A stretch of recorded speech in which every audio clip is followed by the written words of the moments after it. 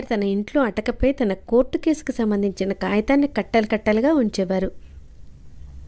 ఆయన ఇంట్లో లేని సమయం చూసి పిల్లలు అటకెక్కి ఆ కాగితపు కట్టలను తీసుకుని కాగితపు పడవలు చేసి గుడి కోనేరులో విడిచారు.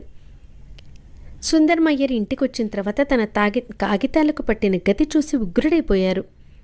ఆ కోపంలో పిల్లవాడి గురించి వీడి బుట్టలు ఊడదీసి ఇంట్లోంచి పంపించేయండి అంటూ కేకలు వేశారు. ఇది వినగానే పిల్లవాడి భయపడి ఇంట్లోంచి మాయమైపోయాడు. భోజనాల వేళకి తిరిగి ఇంటికి రాలేదు.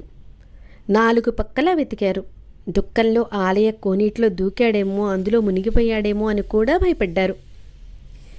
ఇంతలో భూమినాథేశ్వరాలయంలో వెలసిన సహాయాంబకు మధ్యాహ్న నైవేద్యం సమర్పించే సమయం అయిందని పూజారి గర్భగుడిలోకి వెళ్ళి అభిషేకం చేద్దామని అమ్మవారి పైనున్న అచ్చాదాన్ని తీసిన తర్వాత ఆ మసక వెలుగులో అమ్మవారి